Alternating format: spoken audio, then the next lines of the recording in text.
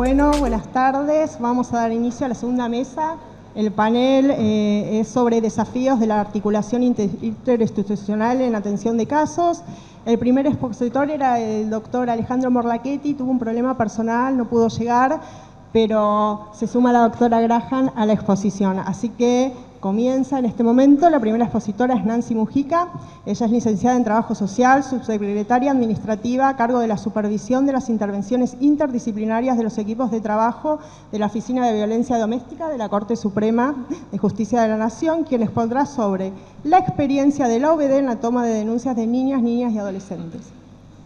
En principio agradecemos esta invitación.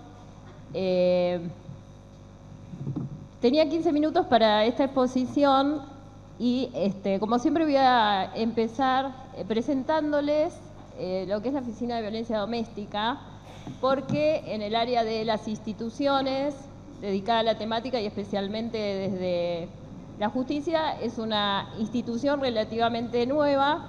Tenemos 15 años de funcionamiento. La oficina abrió sus puertas en el año 2008. Y es un dispositivo institucional que trabaja las 24 horas del día, los 365 días del año, y nos convertimos en la institución judicial que recibe todas las denuncias que se realizan en materia de violencia doméstica en la ciudad de Buenos Aires. Recibimos otras denuncias también de otras personas que provienen de otros lugares, personas que también están de paso acá en la ciudad de Buenos Aires, que trabajan en la ciudad de Buenos Aires. La finalidad principal de la oficina, no resolvemos sobre las situaciones, pero sí hacemos todo el trabajo preliminar en función de las denuncias que se presentan. La función principal es brindar a la magistratura del ámbito civil y del ámbito penal un material, en principio, para el juzgado civil o de familia puedan resolver las medidas de protección que las personas vienen a solicitar en la oficina. Y como se sabrá, en la mayoría de las situaciones de violencia doméstica hay delitos. Damos pase para la investigación de los delitos que se presentan, como dije, en la mayoría de las situaciones de violencia doméstica. Eso es una cuestión muy importante de conocer. La mayoría de las formas que se presentan, de los tipos de violencia que conlleva la violencia doméstica, contiene delitos, ya sea la violencia psicológica, que lo podemos materializar en cuestiones de hostigamiento, intimidación, la amenaza, los distintos tipos de amenaza, la violencia física con todos los tipos de lesiones, las violencias sexuales, las violencias inclusive que denominamos desde los lugares especializados como la violencia ambiental, ¿sí? Trabajamos mucho con las situaciones de violencia digital, que son las que se nos presentan en función de la utilización de los dispositivos y de las redes sociales como dispositivo también para el ejercicio de la violencia. Sabemos que no está legislado aún en las leyes especiales la violencia digital, pero es una de las cuestiones que coexisten con la mayoría de las situaciones de violencia que se presentan en la Oficina de Violencia Doméstica. Les decía que bueno, la oficina está conformada hasta el momento por 186 personas. Tenemos 16 equipos interdisciplinarios que trabajan en distintos turnos para receptar las denuncias de las personas que se acercan. La finalidad principal es el acceso a justicia a las personas que vienen a presentar situaciones de violencia doméstica, también entremezcladas o atravesadas por otros tipos de situaciones que se convierten muchas veces en situaciones que aumentan la vulnerabilidad o que aumentan el riesgo. El caso del consumo intensivo, acá tenemos a la persona representante, son cuestiones que vienen acompañadas la mayoría de las veces en situaciones de violencia de género, por ejemplo, y es por eso que realizamos las distintas derivaciones. O sea, la finalidad es la toma de la denuncia para brindar a la magistratura estos elementos, para que puedan tomar las resoluciones y también a otras instituciones. Nuestro trabajo principal es efectivizar las derivaciones para que las otras instituciones en donde orientamos el trabajo puedan gestionar el riesgo. Nosotros vamos a evaluar el riesgo, vamos a delimitar los delitos, vamos a hacer las derivaciones correspondientes según el fuero que corresponda o el organismo que corresponda para la resolución, y las demás instituciones procuran trabajar con ese riesgo. Ante la existencia de derechos vulnerados de niñas y niños y adolescentes, comunicamos inmediatamente a la autoridad local de aplicación según el artículo 9 de la Ley 26.061. Tenemos un trabajo muy específico desde el inicio de las funciones de la oficina en poder protocolizar todas las acciones que realizamos. Tenemos un manual de uso interno donde se contemplan todas las posibilidades de denuncias que pudieran presentarse en la Oficina de Violencia Doméstica. Desde el principio, entonces, protocolizamos todas las presentaciones, o sea, la atención de todas las presentaciones que pudieran llegar relativas a niños, niñas y adolescentes. Esta es una cuestión muy específica que se liga también a otra labor que cumple la Oficina de Violencia Doméstica, que es la de construcción de estadísticas. La oficina depende específicamente de la Corte Suprema de Justicia de la Nación y se pone en cabeza de la Corte Suprema de Justicia de la Nación poder confeccionar estadísticas de cuestiones de violencia doméstica, así como la Oficina de la Mujer realiza las estadísticas de los femicidios y transvesticidios.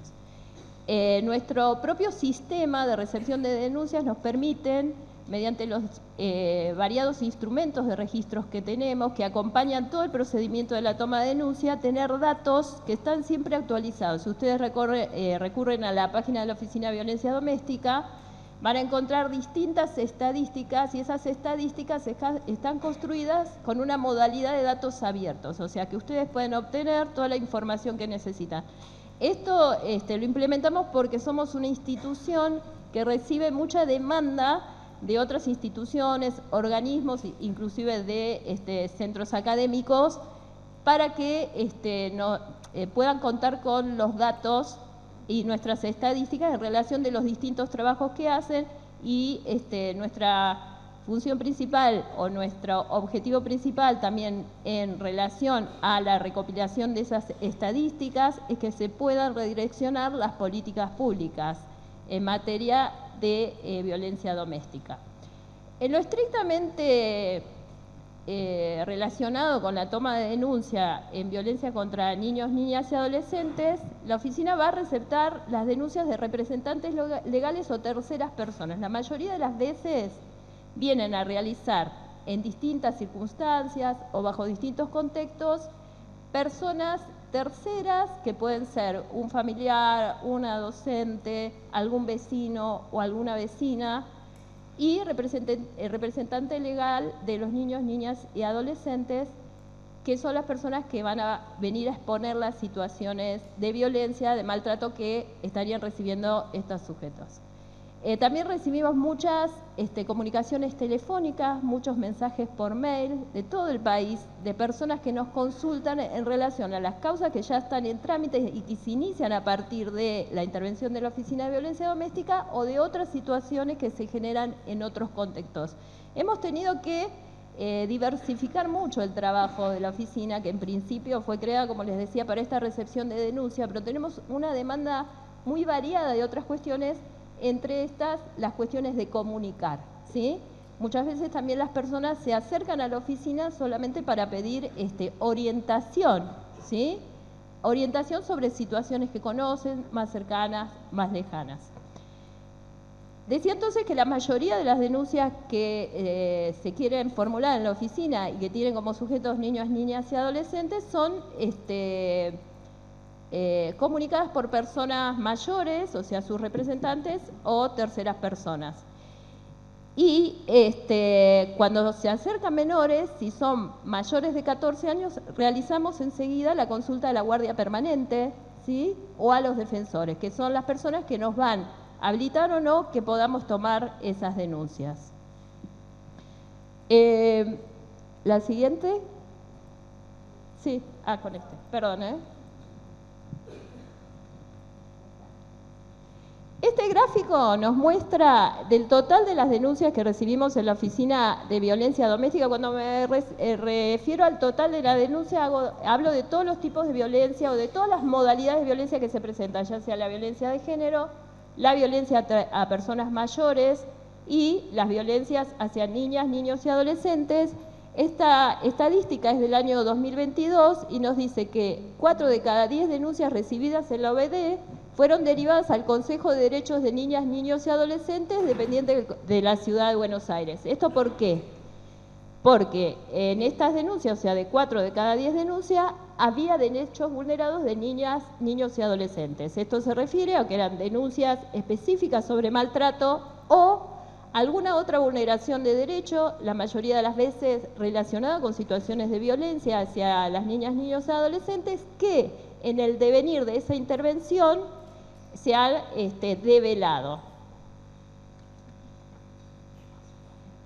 En esta cuestión de poder tener elementos sobre situaciones que afectan a niñas, niños y adolescentes en relación al maltrato que pudieran estar recibiendo, tenemos como varios espacios para poder contar con información. El espacio principal es desde el área de recepción. Cuando se acerca una persona a denunciar cualquier modalidad de violencia, hay un apartado en una ficha que tenemos, que es la ficha de ingreso, en donde se le pregunta a la persona si hay personas menores de edad que están siendo directamente afectadas por violencia o que están siendo expuestas a violencia. Esta ya es una primera alerta para los equipos que luego van a recepcionar esta denuncia para poder averiguar, indagar sobre esas circunstancias. Otra de los espacios que se constituyó también como un lugar para poder observar y para tener datos de las situaciones que atraviesan los niños, niñas y adolescentes que llegan a la oficina, es la sala de niños y niñas. Contamos con una sala especial que fue creada también para facilitar el acceso a las personas mayores que vienen a hacer denuncias y que vienen acompañadas por niños y niñas, y también para evitar la revictimización de niños y niñas que muchas veces al venir, por ejemplo, en los casos de violencia de género con sus madres, pudieran estar afectados por la escucha de ese relato, ¿sí? Entonces, tenemos una sala que es especializada, que está coordinada por docentes de nivel inicial, que a partir de un proyecto que se crea en la misma oficina y que está en manos de una trabajadora social y una psicóloga, las docentes fueran capacitadas para poder observar ciertas cuestiones que pudieran estar presentando estos niños y niñas. Por ejemplo, a veces en esa instancia pudieran hacer alguna develación espontánea de una situación de maltrato, a veces pudieran venir en condiciones psicofísicas deficitarias, a veces también presenta ciertas cuestiones que podemos ligar a un posible abuso sexual, por ejemplo con conductas erotizadas, a veces presentan lastimaduras, lesiones, y si esas cuestiones son observadas a simple vista por las personas encargadas del cuidado de los niños en esa instancia, son informadas a los equipos para que pudieran hacer alguna investigación, alguna pregunta en relación a la situación que pudieran estar viviendo niños y niñas. También se observa bastante el vínculo de las personas que vienen a realizar las denuncias con esos niños y niñas que las acompañan, ¿no? Cómo es el trato. Para que ustedes tengan más información de cómo es la intervención, nuestra atención es interdisciplinaria. Les contaba antes que tenemos 16 equipos, los equipos son interdisciplinarios, cada equipo está formado por 2 unidades de atención, cada unidad de atención cuenta con profesionales del trabajo social, la psicología y la abogacía. Cada equipo, que cuenta con 6 profesionales entonces, tiene una coordinación de una abogada, ¿sí? Mientras los equipos trabajan, la coordinadora está viendo lo que los equipos están realizando y tiene oportunidad de poder orientar esa intervención. Nos basamos en una entrevista semidirigida, ¿por qué? Porque hacemos preguntas que ya están protocolizadas. Tenemos protocolos especializados para cada una de las modalidades de violencia. Tenemos protocolos para violencia de género, para violencia a personas mayores y específicamente también para niños, niñas y adolescentes. En todos estos protocolos están incluidas las preguntas que son preguntas que nos van a dar información que luego se van a desglosar en factores e indicadores de riesgo. En todos los protocolos están incluidas las preguntas hacia una posibilidad de maltrato hacia niñas, niños y adolescentes, ¿sí? Incluimos en las modalidades de maltrato posible la exposición de los niños y niñas a la violencia. Tenemos entonces esta entrevista, que es una entrevista también semidirigida, porque pueden ocurrir otras cuestiones que nos abren hacia nuevas preguntas para poder valorar el riesgo. Va a tener 3 momentos. En un primer momento, y esto es muy importante, reconociendo los derechos de las personas que vienen a la oficina, de darle información suficiente acerca de la institución, del marco legal y las posibles derivaciones. Estas derivaciones que les decíamos que se hacen al Consejo de Derechos de Niñas, Niños y Adolescentes y también a los juzgados penales en caso de que existan delitos, son informadas a las personas. Decíamos que si hay derechos vulnerados de niños, niñas y adolescentes, por más que la persona no acepte esta derivación, se hace igual. Si hay delitos que involucran a niños, niñas y adolescentes, por más que la persona no acepte, se hace igual la derivación para la investigación. Otra cuestión que me gustaría contarles, porque esta es una pregunta que nos hacen muy específicamente, ¿qué tipo de informe hace la Oficina de Violencia Doméstica o qué tipo de evaluación? Nosotros no hacemos pericias, hacemos un informe preliminar. Se trata de una evaluación de riesgo donde vamos a estar trabajando con factores y indicadores de riesgo asociados a las violencias. Vamos a ver a la persona una sola vez, salvo que se presente en numerosas ocasiones a denunciar diversas situaciones. Esta es otra de las cuestiones que nos preocupa en relación al involucramiento de niños, niñas y adolescentes en violencias crónicas. Hemos hecho estadísticas que demuestran que a lo largo de los años han afectado esa permanencia de niños, niñas y adolescentes en hogares donde hay violencia, han afectado o han vulnerado derechos o ha afectado su emocionalidad, ¿sí? Descubrimos que a lo largo de los años, por ejemplo, se han detectado consumos en esos hijos de esas personas que estaban entrampadas en esta situación de violencia y también algunas cuestiones ligadas a fugas del hogar, embarazos precoces. Y también de repitencia intergeneracional de la violencia. Decía que entonces es una sola entrevista asociada a factores e indicadores de riesgo, que es distinto que la pericia, que alude a un proceso, ¿no? Las pericias se realizan en casos de niños, niñas y adolescentes luego de la denuncia de alguna situación de delito, específicamente en las denuncias de abuso sexual en la infancia, en la Cámara GESE. Bueno, traje algún punteo, ya me queda poco tiempo, en cuanto a la evaluación de riesgo en niños, niñas y adolescentes. Esos son los indicadores que mayormente estamos recabando, que son los clásicos para evaluar maltrato en esta franja etaria. Recordamos que nosotras no hacemos validación del relato, ¿sí? No vamos a validar el relato, vamos a estar trabajando con estos factores e indicadores y vamos a estar alertando a un riesgo posible, ¿sí? Y este riesgo es suministrado a la magistratura para que tome decisiones, vuelvo a repetir, en relación a las medidas de protección o a la investigación de los posibles delitos que se puedan presentar. No voy a hablar, no tenemos tiempo para hablar específicamente de las mesas anteriores, se estuvo hablando específicamente de las características del maltrato infantil o de las violencias hacia niños, niñas y adolescentes, pero tenemos un corpus teórico muy profundo en relación a nuestros marcos referenciales que incluyen también algunos otros marcos, por ejemplo el tema de la interseccionalidad, ¿sí? Tenemos en cuenta cuáles son las personas, las familias, los grupos sociales que son vulnerables o más vulnerables y que están más expuestos a las situaciones de violencia.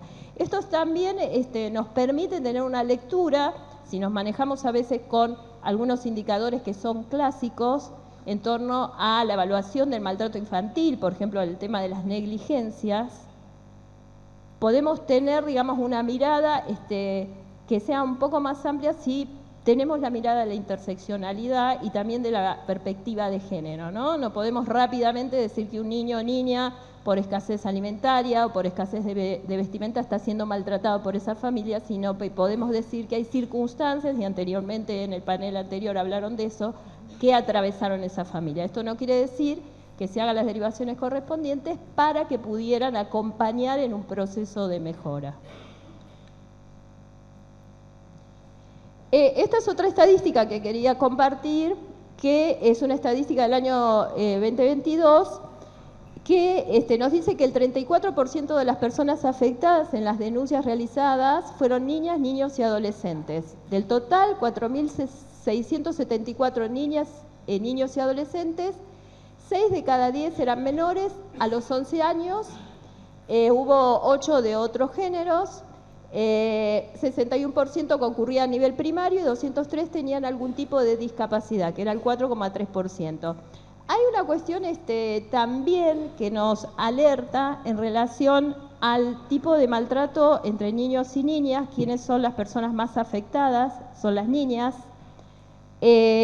También, creo que es en el próximo gráfico, que también nos alerta de la particularidad, y acá tenemos que apelar a la perspectiva de género y tener en cuenta cuáles son las condiciones de vida de las niñas y adolescentes, porque en cuanto al vínculo, por ejemplo, la mayoría de los varones, de los niños varones, reciben maltrato en vínculos filiales, pero tenemos un porcentaje de niñas y adolescentes que reciben maltrato, por ejemplo, de otras personas allegadas y, por ejemplo, de sus parejas, porque hay niñas de edad muy jóvenes que están en pareja y que están en pareja muchas veces con personas con una gran diferencia de edad, ¿sí? Y esto está siendo naturalizado, es naturalizado muchas veces, y acá es como que se entrecruza la modalidad del maltrato de violencia de género con la modalidad del maltrato infantil,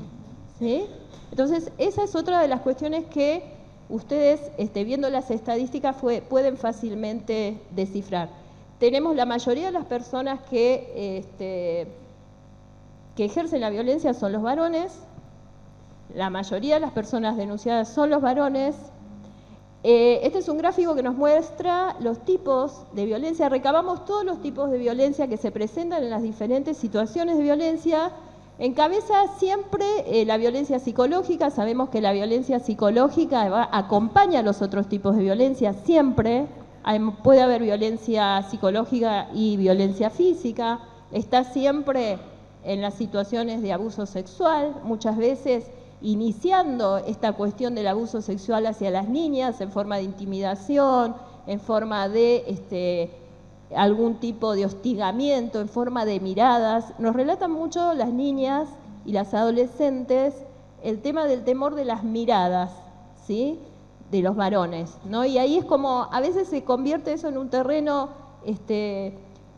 difícil o irresuelto para la evaluación, ¿sí?, donde tenemos que poder apelar a ese conocimiento de la perspectiva de género y el lugar que muchas veces subjetivamente constituye a las niñas ya como un objeto, ¿sí? Entonces, estamos muy atentas a ese tipo de manifestación de las niñas. Anteriormente crucé algunas palabras con la persona que habló sobre la ESI, esa política. Nosotras desde la Oficina de Violencia Doméstica tenemos una observación que a partir de la implementación de la ESI se ha abierto la posibilidad para mayores denuncias sobre las cuestiones de abuso sexual. Muchas de las niñas revelan, o de las adolescentes, revelan las situaciones de abuso sexual en el ámbito escolar, lo revelan a sus docentes, lo revelan a alguna compañera. De allí inmediatamente las escuelas están más preparadas, un poco para contarles del trayecto de las denuncias que a veces recibimos, porque las escuelas realizan la primera iniciativa, el Consejo de Derechos, y luego vienen a la Oficina de Violencia Doméstica para que se pidan las medidas de protección y se inicien las acciones de investigación penal. En este sentido, muchas veces también tenemos que evaluar cuál es la posibilidad de protección, por ejemplo, de las madres que acompañan esa denuncia. Muchas madres vienen impactadas por esa noticia, no sabían que las niñas estaban viviendo esas situaciones y vienen bajo un estado de estrés postraumático a realizar las presentaciones. Por lo tanto, también tenemos que tener mucho cuidado con cuáles son nuestras apreciaciones en relación a ese rol de las madres, ¿sí? ¿Por qué está esa mujer así? ¿Está así porque está negando? está así porque no quiere hacer la denuncia, o está así porque está reviviendo un estrés postraumático, está en medio de esa develación que hasta el momento ni siquiera pudo imaginar. Entonces, ahí también estamos trabajando como más intensamente los equipos. También trabajamos muy intensamente los equipos cuando, producto del estrés postraumático que sufren las mujeres por violencia de género, tienen ideaciones suicidas, por ejemplo. Muchas veces puede haber involucramiento en esa ideación de los niños, niñas que acompañan.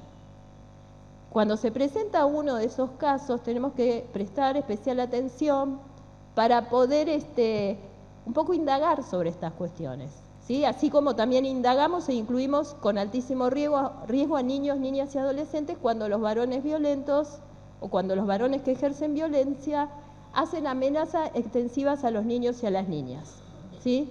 Puede ser que no venga la madre, la mujer, a hablar estrictamente de una cuestión de violencia destinada a esos niños, niñas, pero sí habla de amenazas que están destinadas y son extendidas a todo el grupo familiar y especialmente a las niñas, niños y adolescentes que conforman ese grupo. Vamos a valorar la situación como un riesgo altísimo y se van a solicitar también medidas de protección para esos niños, niñas y adolescentes. Tenemos también la posibilidad del refugio para personas que estén en situaciones de vulnerabilidad habitacional.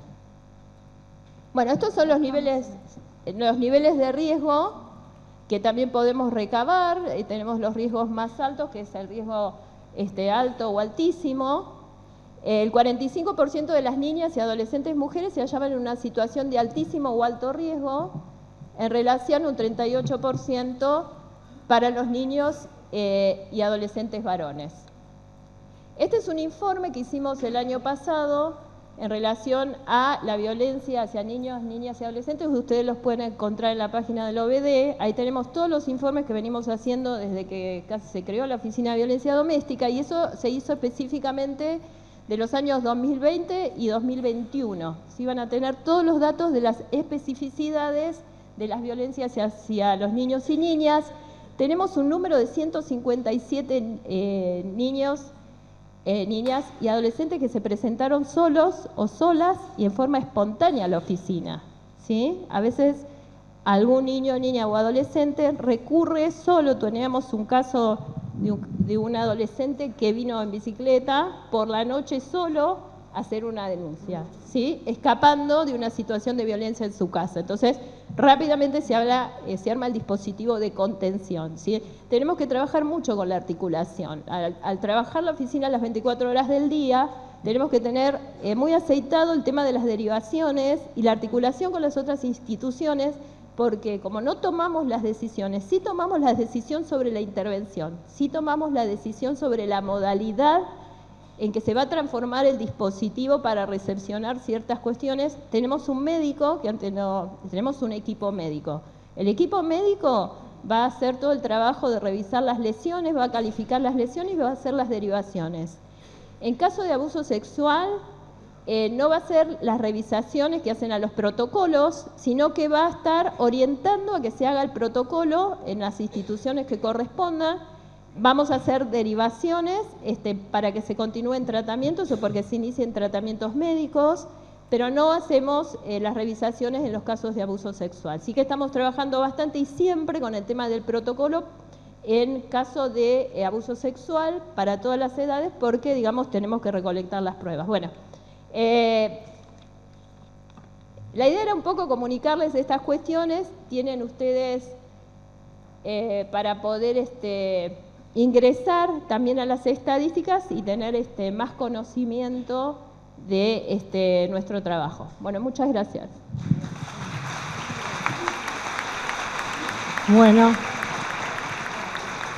Bueno, muchas gracias, Nancy. Ahora la segunda expositora es Julieta Calmes, es licenciada en Psicología, está a cargo de la Subsecretaría de Salud Mental, Consumos Problemáticos y Violencias en el Ministerio de Salud de la Provincia de Buenos Aires y expondrá sobre salud mental de niñas, niños y adolescentes. Bueno, buenas tardes a todos, a todas. Muchas gracias por esta invitación. A Marisa particularmente, con la que desde hace un tiempo compartimos las preocupaciones y los intereses también en la construcción de políticas vinculadas a las infancias, y de la quien también he aprendido muchas cosas, así que agradezco en más de un sentido en este momento. Bueno, yo soy psicóloga, me dediqué durante muchísimos años a investigar y atender situaciones de abusos sexuales en las infancias. Ese es como un recorrido previo a la función que me toca hoy. He estudiado mucho los informes de la OBD, he atendido pacientes que han transitado y han tenido una evaluación y un informe de riesgo que le ha facilitado mucho su tránsito posterior. Así que valoro especialmente también la presentación que hiciste y la función que esa oficina cumple en la historia del tratamiento de las violencias, particularmente desde lo que a mí me toca vinculado a las infancias y las juventudes. Y bueno, creo que lo charlamos un poco informalmente con Marisa recién, pero bueno, hay que pensar en la complejidad de los abordajes de las situaciones de abuso sexual infantil y maltrato infantil y adolescente. Bueno, la construcción probablemente de nuevas instancias, herramientas e intervenciones institucionales que puedan superar los ordenamientos más clásicos del Estado y de sus ámbitos de intervención, por la complejidad y por la gravedad y por la urgencia que revisten esas situaciones, ¿no? También me tocó a lo largo del tiempo supervisar equipos, trabajé supervisando los equipos de la DOVIC, del Ministerio Público, particularmente el programa de infancias y juventudes. Tal vez haya alguien de ese equipo acá, un ámbito que también trabaja muy bien y que agrega abordajes de complejidad y seriedad en estos temas. Pero no estoy acá por ninguna de esas razones, sino por un rol particular que asumo en este momento, que es estar a cargo dentro del Ministerio de Salud de la provincia de Buenos Aires de una subsecretaría vinculada a las temáticas de abuso, de salud mental, consumos problemáticos y violencias en el ámbito de la salud. Es una subsecretaría que tiene 2 direcciones provinciales, una dirección de salud mental y consumos problemáticos y otra dirección que está vinculada a una política que se ha decidido desde el gobierno de nuestra provincia a partir de la llegada de Axel Kicillof como gobernador de nuestra provincia, que es que el abordaje de las situaciones de violencias y particularmente de las violencias vinculadas al género sean una política transversal en nuestra provincia, y eso implica en esta palabra que usamos tanto pero que a veces nos cuesta desplegar, que es la de la corresponsabilidad, que es que los diferentes ámbitos de gobierno podamos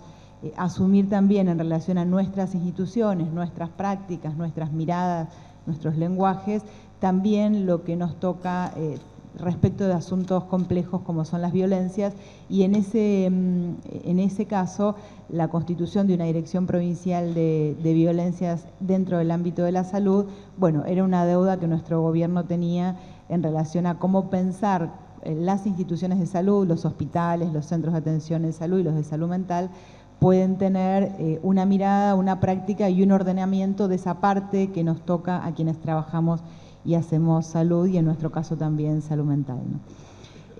Entonces, el tema que trabajamos hoy, en el caso del área de la que yo provengo, entrecruza estas 2 políticas, una vinculada a las violencias y otra vinculada a la salud mental y los consumos problemáticos en nuestra provincia.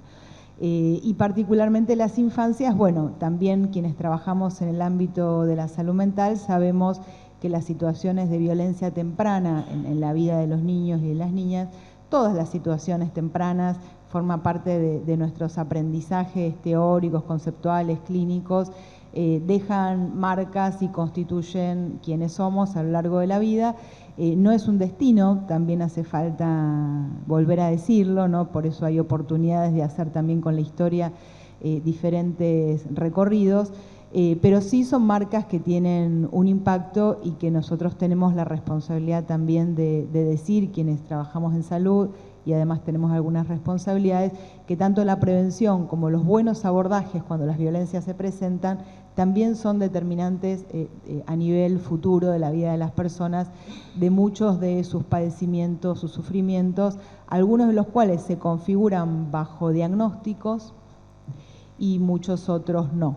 O los dolores y los sufrimientos también muchas veces exceden lo que los diagnósticos pueden representar. Y las violencias son un factor determinante en materia de salud y de salud mental de muchos de los sufrimientos que vemos en la vida también adulta y en la vida de los niños, niñas y adolescentes.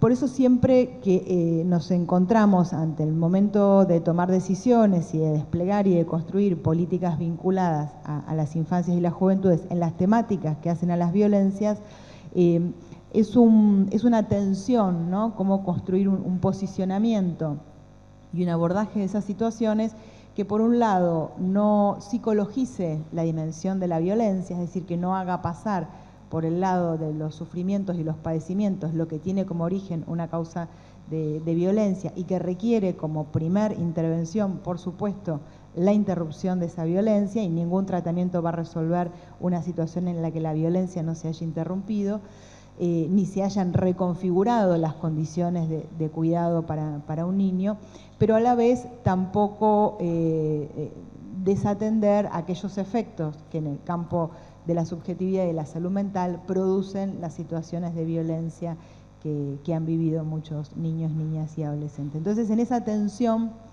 ¿no?, que implica reconocer esas dos dimensiones, es el ángulo desde el cual nos sostenemos en la construcción de algunas políticas sobre este tema.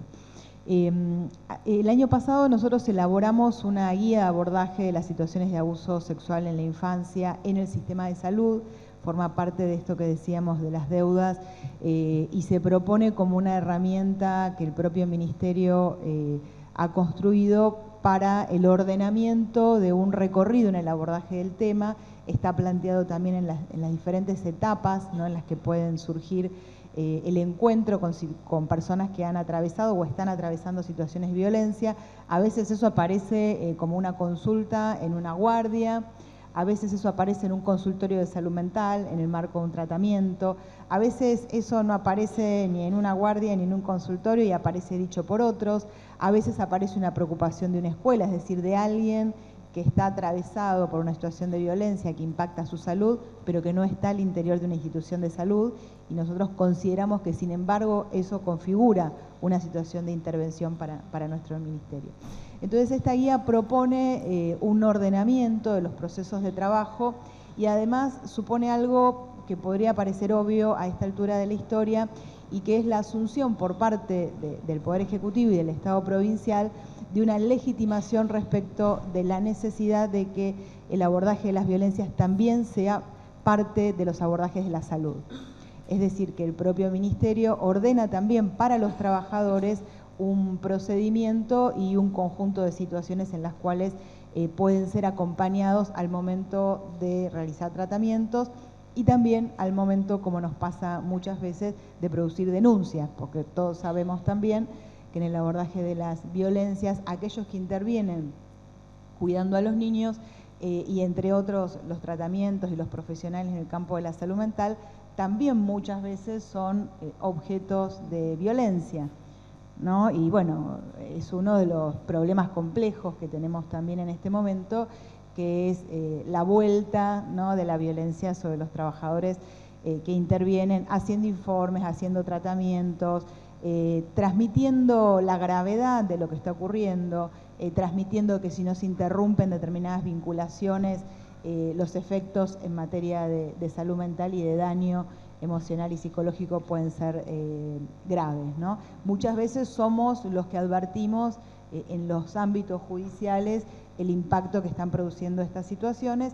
Muchas veces los informes psicológicos, bueno, también las pericias, no es lo que hacemos desde el Ministerio de Salud, pero también las pericias las hacen profesionales del campo de la salud mental. Muchas veces esas herramientas, que sería todo otro debate, cómo las construimos, ¿no?, con qué lenguajes, bueno, digamos, sería toda una discusión importante y necesaria, y sé que también se está haciendo, pero muchas veces son esas herramientas también herramientas estratégicas para la intervención en los casos de violencias. Y bueno, también es importante para nosotros, es importante y siempre fue importante que los trabajadores de la salud de nuestro ministerio sepan que el Estado tiene un compromiso en el respaldo y en la indicación de cómo debe intervenirse ante determinadas situaciones.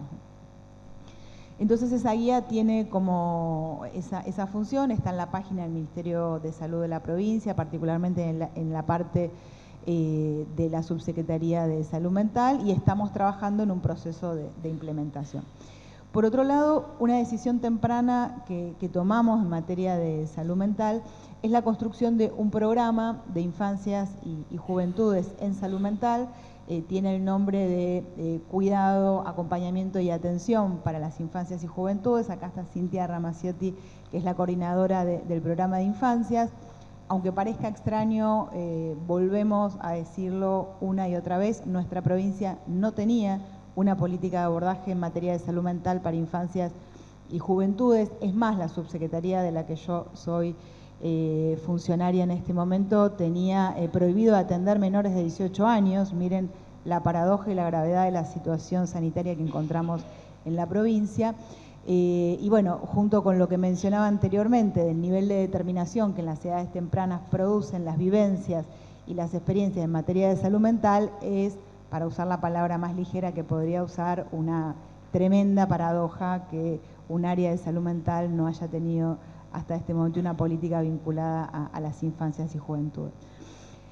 Entonces, organizar una política de atención y cuidado, e insistimos en estos conceptos, no solamente para nosotros se va a tratar de la asistencia, de los tratamientos en materia de salud mental, sino que entendemos que el campo de la salud mental puede y debe, y a veces es indicado, que produzca otras intervenciones que no son los tratamientos y que son los acompañamientos, y en un concepto más general, para nosotros muy importante, la palabra del cuidado es una palabra que nosotros queremos incorporar también en todas las políticas que nos vinculen con los niños y con las niñas, ¿no?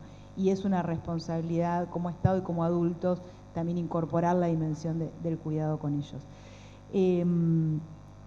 Entonces el programa, bueno, es asumir una deuda que existía en nuestra provincia y empezar a generar un camino de, por un lado, un conjunto de políticas de capacitación. Nosotros tenemos algo que llamamos la Escuela de Gobierno Florial Ferrara, que es un gran sanitarista argentino, desde el cual brindamos muchas políticas de formación. Le hemos invitado a Marisa y a muchos referentes a distintas actividades vinculadas a la formación de las infancias, porque si en salud mental faltan profesionales, a pesar de que hemos generado una incorporación muy importante de profesionales, hay más de 2.300 trabajadores nuevos de salud mental en nuestra provincia, los profesionales dedicados a la atención de las infancias son realmente muchísimos menos de los necesarios, y hay, podría animarme a afirmar, muchísimos menos trabajadores de lo que necesita nuestro país, no solamente nuestra provincia, sino nuestro país, para el abordaje de las situaciones que impactan en las infancias y en las juventudes,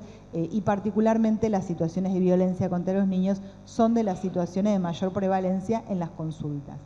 Aunque nuestras currículas académicas no tengan los maltratos y los abusos sexuales en las infancias como parte de la formación obligatoria, por lo menos en la universidad en la que yo me gradué, a la cual seguiré agradeciendo toda mi vida y aportando todo lo que me sea posible, es la Facultad de Psicología de la UBA, no forma parte de la formación obligatoria de grado, justamente los temas que cuando uno va al sistema público, a nosotros nos toca mirarlo de manera amplificada, pero cualquiera de ustedes que haya estado en un hospital, en una sala de atención, sabrá que los temas de abuso sexual forma parte de los temas prevalentes de las consultas y de los temas que impactan en la salud mental a lo largo de toda la vida. Bueno, ahí tenemos una deuda formativa muy importante que debe ser puesta en la agenda de los temas a trabajar. Por eso para nosotros la formación no es solamente una cuestión de enfoque y de calidad del trabajo y las intervenciones, sino también de una política que busca ampliar la cantidad de trabajadores que estén disponibles para la atención y el acompañamiento de los niños. Y eso está teniendo también un impacto junto con la configuración de referencias regionales. Nosotros tenemos 12 regiones sanitarias destinadas referentes que trabajan las temáticas de infancia y que articulan con el conjunto de los hospitales. En la provincia hay 82 hospitales provinciales, hay 160 espacios de atención en salud mental, además de 200 hospitales municipales y 2.000 salas de atención del primer nivel. Bueno, los articuladores de infancia tienen un mapeo más cercano de los ámbitos donde se atiende en salud mental. Los que dependen directamente de nuestra provincia tenemos la suerte de poder decir hoy que de los espacios de salud mental, los 160 espacios de atención, 77 de ellos ya hoy están atendiendo edades menores de 18 años. Para nosotros realmente es un logro significativo que no alcanza, pero que confirma que no solo con la decisión política, sino con el involucramiento en los procesos de trabajo que implican acompañar a trabajadores a formarse y a atender situaciones de mucha complejidad, es posible también ir revirtiendo algunas tendencias que en nuestra historia dejaron en mucho desamparo a los niños y a las niñas. Bueno, y junto a eso, porque ya queda poquito tiempo, el programa trabaja, bueno, con los hospitales, con los centros de salud mental, pero también trabaja mucho con otros ministerios, ¿no? Nuestro gobernador nos insiste mucho que las temáticas complejas y los problemas estructurales deben abordarse con el conjunto de los ministerios, y eso es parte del modo de trabajar en nuestra provincia. Por eso el trabajo con educación, el trabajo con el Ministerio de las Mujeres, el trabajo con el Ministerio de Justicia, que también trabaja mucho las temáticas de abuso sexual, y obviamente con el Organismo de Protección de Derechos, con los cuales hay reuniones casi todas las semanas, varias veces a la semana, forma parte de lo que nosotros entendimos que debía ser la tarea que teníamos que darnos con otros ámbitos de gobierno que están en contacto directo con los niños y con las niñas. Y con los jóvenes, y esto fue noticia de las últimas semanas, así que queremos también compartirlo, ya pudimos formalizar un programa que se llama La Salud Mental es ahora entre todos y todas, que es un programa para escuelas secundarias que comenzó el año pasado en el marco de la pospandemia, con una decisión también del gobernador de salir al encuentro con los jóvenes en ámbitos no sanitarios, y son talleres donde trabajamos las temáticas de salud mental con colegios secundarios. A fin de este año ya vamos a haber recorrido un trabajo con más de 60.000 jóvenes en nuestra provincia, y donde, bueno, también nos sentimos en la obligación de reponer y compartir en ámbitos tan importantes como estos, que los temas de las violencias son de los temas más prioritarios que los jóvenes hablan en el marco de los talleres.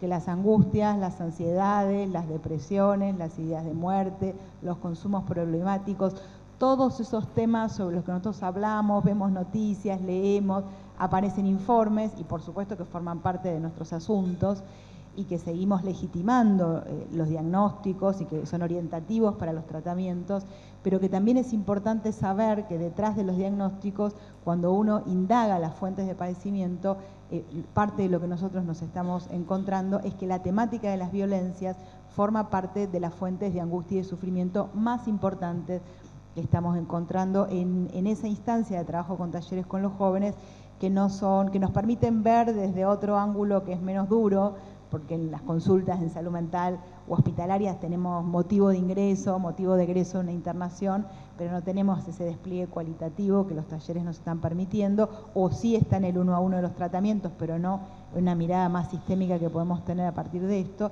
Y las temáticas de las violencias en las casas, lo que ha sucedido con la medida de cuidado estructural que nos permitió quedarnos en casa, y que debemos agradecerles también a los jóvenes haberse podido quedar en los momentos más difíciles, como Marisa lo explicó tantas veces en los medios cuando se discutía la cuarentena. Pero bueno, también ha implicado para ellos, bueno, estar viendo situaciones y viviendo situaciones de violencia importantes. Los abusos sexuales se interrumpieron menos de lo que se interrumpen usualmente en estadías más prolongadas en las casas, y estamos viendo el impacto de eso. Y también otras violencias. Lo que vos dijiste de las miradas, yo te lo agradezco porque me parece que habla de una escucha muy sensible que están teniendo, y que sintetiza muchas otras cosas que a veces no podemos dimensionar en las violencias físicas o en cómo estructuramos las violencias psicológicas, que hacen también al trato y que hacen a un montón de otras cosas, que son las palabras, que son los modos en los que los cuerpos también se vinculan. Y en ese sentido, las violencias no solamente que nosotros observamos, de las que hablan los jóvenes, son las violencias intrafamiliares, sino también los modos en los que socialmente nos tratamos, nos miramos o nos desmiramos, porque también aparece la cuestión del destrato, ¿no? No solamente el maltrato como la violencia explícita, sino del destrato, de la falta del lugar en la relación con el otro, y aparece, y mucho, la falta del lugar en la relación con los adultos, ¿no? Ya no tanto esa tensión con los adultos vinculados a poder sentirse oprimidos, obligados, sometidos, etcétera, sino a veces algo muy profundo que tiene que ver con la necesidad de ser escuchados. Ser escuchados no quiere decir hacer lo que el otro está diciendo que hay que hacer, ¿no? Ni los niños ni los jóvenes, porque por algo somos adultos, y hay una diferencia que hay que sostenerse en esa vinculación. Pero es muy importante también, pensamos nosotros y nos atrevemos, aunque parezca un poco extraño en este contexto, traerlo porque, bueno, es parte de lo que nosotros vemos también, configura modos de las violencias contemporáneas en las que tal vez tengamos que prestarle más atención de lo que hacemos. Bueno, eso por ahora. Muchas gracias. Ahora damos paso a la doctora Marisa Graham, defensora de los derechos de las niñas, niños y adolescentes. Bueno, otra vez, buenas tardes a todos, a todas. Dos cosas. Primero, algo que omití en la inauguración de esta jornada, que es agradecerle a mi facultad, a esta facultad, a la cual entré a los 17 años y todavía no me fui. Así que estoy hace algunos añitos aquí. Y han pasado tantas cosas en este mismo lugar. Pero bueno, primero agradecerle a la Facu que nos haya facilitado este lugar, que fuimos corriendo, ¿no? Nuestros organizadores, los dos equipos de la Defensoría General de la Nación y de la Defensoría de los Derechos de los Niños, que yo presido, fuimos corriendo de salón. Primero nos dieron uno, era muy chiquito, nos corrimos al azul, que era un poco más grande, al final terminamos en aula magna por la cantidad de personas inscriptas. La segunda es agradecerle a Alejandro Morlachetti, que además de ser hoy representante de protección y promoción de derechos en UNICEF, es un gran experto y además un gran amigo, y un amigo entrañable. Yo ocupo este lugar ahora porque aprovecho además de cara rota y de atrevida para decir algunas cosas. Primero agradecerle a las colegas porque la verdad que son dos muestras de dos decisiones políticas del Estado, ¿no? Hay un Estado. La OBD es parte de la Corte Suprema de Justicia de la Nación, que es parte de uno de los Estado, uno de los poderes del Estado, y Julieta Calmels, la doctora Calmels, es también subsecretaria de una de las provincias más grandes en población, que reúne alrededor del 40% de las niñas, niños y adolescentes de nuestro país, por lo cual es importante que también reconozcamos algunos esfuerzos que hace el Estado. Ahora, tengo sensaciones encontradas. Por un lado me alegra de que existan, y por otro lado los números espantan, ¿no? Los números son espantosos, yo no encuentro otro término para hablar de eso. Y me interesa retomar con lo que terminó de alguna manera Julieta, ¿no? Efectivamente, yo recuerdo haber tenido una conversación telefónica cuando apenas asumiste, ¿no? Decir por qué hay muchos ámbitos, sobre todo en el ámbito de salud mental, que tenían prohibición de atender niñas, niños y adolescentes. Y en algunas todavía, en la mayoría de nuestras provincias, acá está Alicia Guerrero Zarza, que después se va a referir particularmente al tema del sistema de protección y cómo está funcionando en toda la República Argentina, no atienden, comillas, menores. Y eso es claramente un resabio del tutelarismo clásico. Eso es el tutelarismo clásico que todavía está vigente. Si un sistema de salud o de salud mental de una provincia dice, no, pero yo no atiendo menores de edad, digo, ¿y quién los atiende? El organismo de protección. No, pero el organismo de protección no atiende. De la misma manera que el organismo de protección no vacuna y no enseña la tabla del 9, que no se enseña más por tablas, les cuento, me acabo de enterar que no se enseña más por tablas, pero la raíz cuadrada, por ejemplo, de nada. Entonces digo, me parece que es muy importante tener en cuenta que tenemos algunos efectores o algunos sectores públicos que reaccionan rápidamente y que entonces toman cartas en el asunto. La OBD hace 14 años, pero fue una necesidad que apareció con la doctora Elena Hayton de Nolasco y en el caso de la atención de la salud mental. Decir algunas cosas que a mí me interesa compartir sobre este tema. La primera es que yo y muchas y muchos de los que veo aquí llevamos años trabajando en este tema, décadas, no años, no voy a decir cuántas, pero décadas trabajando en este tema. Y la preocupación y la angustia, que no nos paraliza para nada, y al contrario, es ¿qué pasa? ¿Cómo puede ser? ¿Por qué seguimos teniendo estos números de los cuales nos hablaban recién? A veces yo digo, y no quiero bajonear a nadie, digo, bueno, 30 años de lucha y en este tema hemos avanzado muchísimo, muchísimo. Pero en este tema hemos fracasado. Y me incluyo, hemos fracasado. ¿Qué pasa? ¿Qué pasa con el cuerpo de las y les adultes? Digo, para ir incluyéndome yo también, incluir yo el texto inclusivo, valga la redundancia, avasallamos el cuerpo de nuestras niñas y nuestros niños. ¿Qué pasa con estos permitidos, como dicen en alguna de nuestras provincias, con el cuerpo de los niños, cosas que no le haríamos a un adulto? Y estoy hablando de la vida cotidiana en la crianza. Tenemos, yo lo tengo anotado acá, porque se llama de distintas maneras en distintos lugares de nuestra patria, de nuestro país, pero tenemos el golpe, el chirlo, el zamarreo, el grito, la penitencia, el insulto, la degradación y la humillación, y algo que recién mencionaba Julieta, que es lo más doloroso para una nena, un nene, o una chica o un chico, que es el castigo de no hablarle, el silencio. Un papá, una mamá, padre, madre, sadre, aprendí que se dice ahora también sadre, que castiga a su hija o a su hijo negándole la palabra, no hablándole, no contestándole. Creo que debe ser más doloroso que el golpe. Entonces, digo, todavía seguimos asistiendo a estos escenarios y esto pasa en la mayoría de nuestras familias. Cosas que, a nadie se le ocurre recibir a una amiga con la cual me cité en una confitería a las 5 de la tarde y llegó una hora más tarde, recibirla con un sopapo. Puedo enojarme, decirle, che, me clavaste una hora, pero no la recibo con un sopapo. Si yo estoy charlando con una amiga, un amigo o con un colega y no lo puedo convencer de alguna convicción que yo tengo, no se me ocurre levantarme y zamarrearlo. Ahora, estas escenas nosotros las vemos cotidianamente.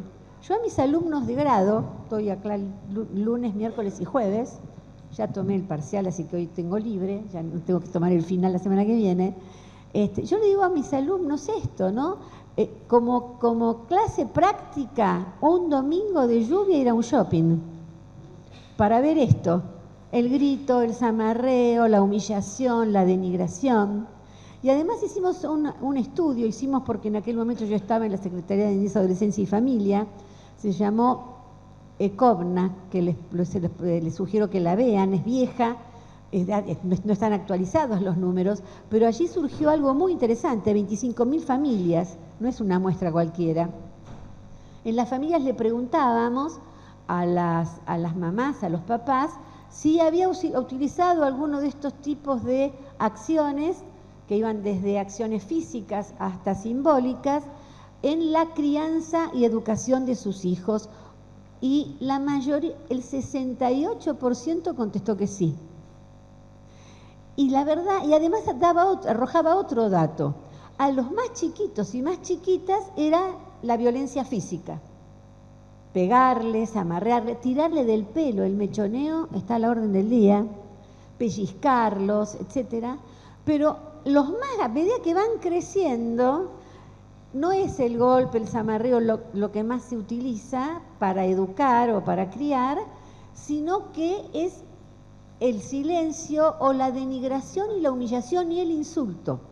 El insulto que también tiene una perspectiva, yo no iba a hablar, que tiene una perspectiva que tenemos que verla desde el género. Porque al varón le dicen una mala palabra que utilizamos todo el tiempo, sobre todo los jóvenes, que empieza con B larga y termina con udo. Y a las chicas les dicen locas. Se ve porque ya tontas venimos, entonces no es cualquier cosa esto, ¿no? Los hombres no pueden ser sonsos ni tontos. Las mujeres no podemos ser locas. Si que un varón sea un loquito, está bien, ¿no? Pero las mujeres no podemos ser locas y el insulto es locas. Y yo asocio con las locas de Plaza de Mayo, ¿no? Entonces, yo digo todas estas cosas para que podamos pensar un poco más allá, y explicarnos y explicar el propio fracaso, digamos, porque es por dónde nosotros, qué es lo que no estamos viendo, qué es lo que no logramos ver. El tutelarismo clásico lo vamos venciendo, está la OBD, está la Subsecretaría de Salud Mental de la provincia de Buenos Aires, que avanza en un programa por primera vez que aborda niñas, niños y adolescentes, pero los números siguen siendo aterradores, siguen siendo espantosos.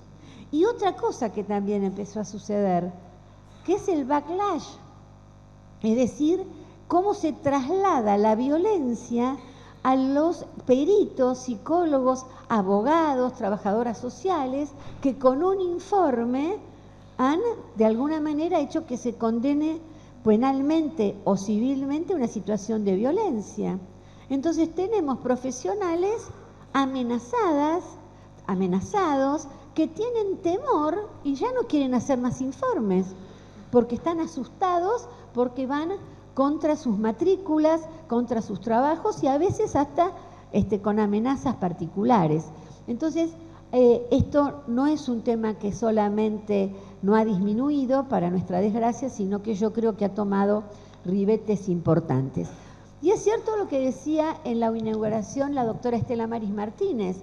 Ya prohibimos en la educación de nuestros hijos el castigo corporal. Es más, con el doctor Héctor Vito y con la doctora Laura Sardá redactamos el artículo que me mandó, porque yo nunca me acuerdo el número, el 647 del Código Civil y Comercial de la Nación, que prohíbe el castigo corporal. Lo prohíbe expresamente en el capítulo de la responsabilidad parental. Y aún así seguimos teniendo estas situaciones que yo les comento. Entonces, para terminar, decirles algunas cosas en las cuales yo hace rato vengo trabajando y ahora compartiendo con muchas colegas y muchos colegas de la de nuestra Defensoría. Empecé a pensar en otras cosas, digo, ¿de dónde viene esto?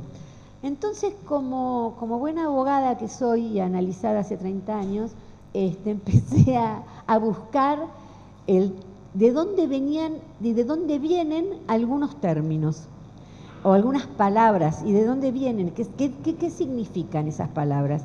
Y busqué la palabra víctima, no en Google, en el diccionario. Agarremos un diccionario, no en Google, que no es lo mismo. Tiene 2 o 3 acepciones, yo tengo 2 aquí. La primera es persona o animal sacrificado o destinado al sacrificio.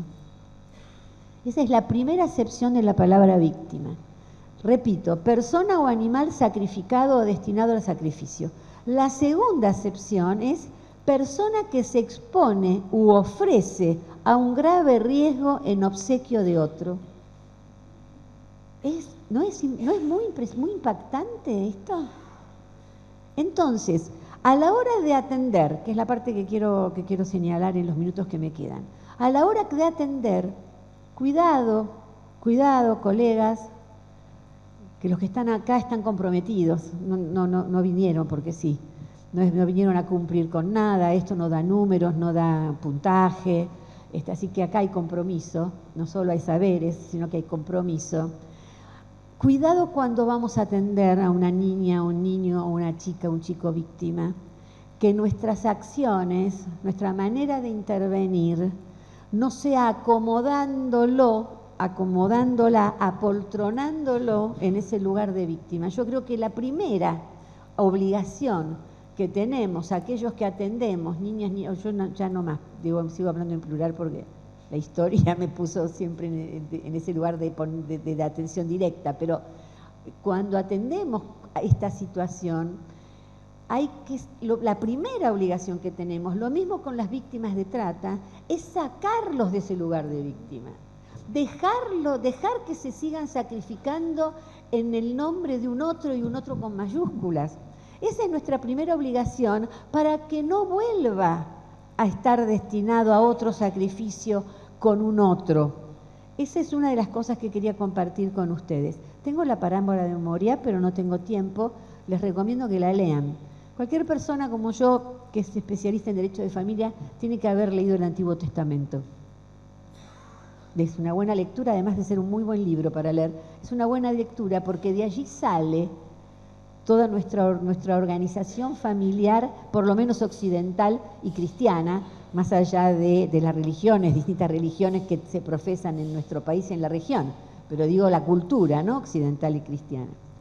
O judeo-cristiana, ¿no? El monte Moria, lo cortito, ¿no? Cuando Dios le pide a Abraham que en vez de sacrificar un cordero de Dios, que quitas el pecado del mundo, dice que tiene que sacrificar la vida de su propio hijo, ¿no? Y lo lleva hasta el monte Moria y digo esto muy cortito, Sara le pregunta ¿dónde está el cordero? ¿Y por qué llevas a Isaac?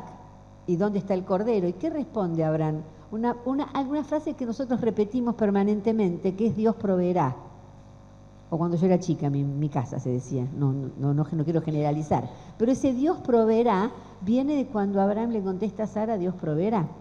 Y cuando Isaac va con su papá, camino al monte Moria, con Abraham, también Isaac le pregunta, papá, ¿y el cordero que vamos a sacrificar? No sé si se lo preguntó así, no recuerdo exactamente, pero más o menos le debe haber dicho, el cordero que vamos a sacrificar, y Abraham le contesta, Dios proveerá.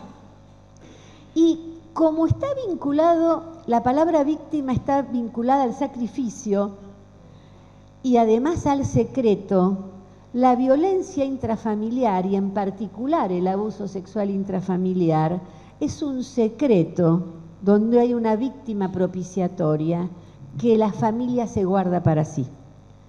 Lo único que hemos logrado, hemos logrado muchas cosas, leyes, etcétera, sobre todo leyes, pero hemos logrado programas, hemos logrado políticas públicas que ponen en el centro el verdadero interés superior de las niñas, niños y adolescentes, tan avasallado, tan vapuleado, como decía hoy Estela Maris. Hemos logrado muchas cosas, pero todavía no hemos logrado cambiar esta relación entre los cuerpos.